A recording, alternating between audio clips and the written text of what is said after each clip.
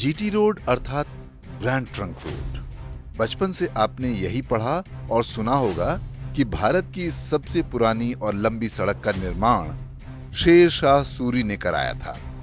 सामान्य ज्ञान के प्रश्नों से लेकर जनमानस तक में ये बात अच्छी तरह से बिठा दी गई है, लेकिन आपको ये जानकर आश्चर्य होगा कि भारतीय इतिहास की पुस्तकों में लिखे गए ढेरों अन्य झूठों की तरह ये भी एक सफेद झूठ है।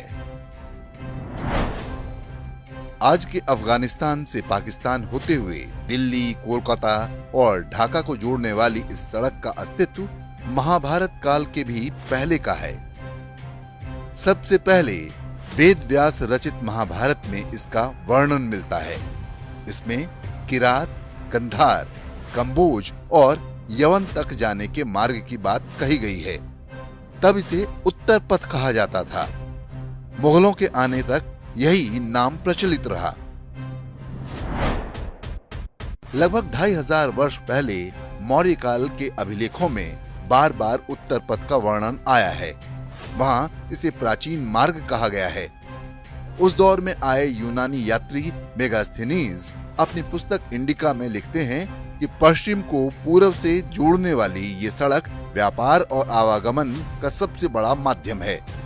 तक्षशिला से पुरुषपुर, हस्तिनापुर, ताम्लक और पाटलिपुत्र इत्यादि नगर इससे आपस में जुड़े हैं। प्राचीन अभिलेखों के अनुसार उत्तर पथ अनेक सहायक मार्गों से उत्तर भारत के सभी बड़े नगरों को आपस में जोड़ता था। इसकी कई सहायक सड़कें सिल्क रूट के साथ जुड़ी हुई थीं, जिनसे पश्चिमी और उत्तरी क्षेत्रों के साथ व्यापार और सांस्कृतिक आदान प्रदान होता था। उत्तर पथ पर श्रावस्ती के पास से एक सड़क प्रयाग होते हुए उज्जैन और माहिष्मती साम्राज्यों तक जाती थी, जिसे दक्षिण पथ कहा जाता था। ऐसा माना जाता है कि सम्राट चंद्रगुप्त मौर्य के साम्राज्य के समय इस सड़क का पुनर्निर्माण कराया गया। सम्राट अशोक ने इसके दोनों ओर वृक्ष लगवाए और धर्मशालाओं का निर्माण कराया।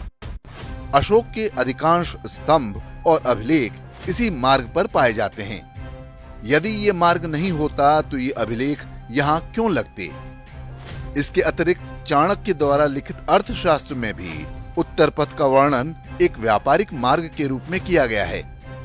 इसके अनुसार उत्तर पथ पर हर आधे कोस पर कुएं और विश्राम स्थल बनाए गए। बाद के राजाओं के अभिलेखों में भी उत्तर पथ का वर्णन मिलता है।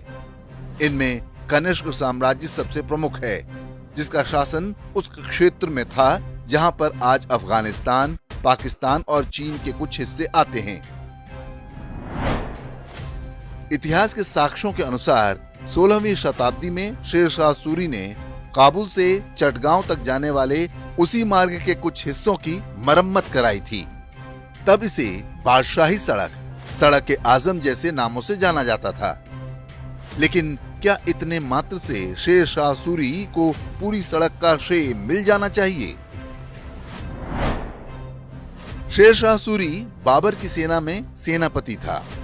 बाद में उसने बाबर के बेटे हुमायूं से बगावत करके सूरी वंश की स्थापना की। शेर शाह सूरी वर्ष 1540 से 1545 तक अर्थात मात्र 5 साल तक राजा रहा। क्या इतनी कम अवधि में अफगानिस्तान से बांग्लादेश तक नई सड़क बनाना संभव था? लगभग 2400 किलोमीटर लंबे इसी मार्ग में कई छोटी बड़ी नदियां और पथरीले क्षेत्र आते हैं। सत्य यही है कि पश्चिम से लेकर पूर्व तक पूरे उत्तर भारतीय भूभाग को जोड़ने वाले इस मार्ग का अस्तित्व बहुत पहले से था। महाभारत के बाद से इसका लिखित इतिहास भी उपलब्ध है। प्राचीन भारत की संपन्नता और वैभव में इस मार्ग का भी बड़ा योगदान था, लेकिन धूर्त वामपंथी जिहादी इतिहासकारों ने इसका श्रेय एक मुस्लिम राजा को दे दिया, ताकि भारत के हिंदुओं के मन में बिठाया जा सके कि जो कुछ भी अच्छा है वो इस्लाम के आने के बाद का है।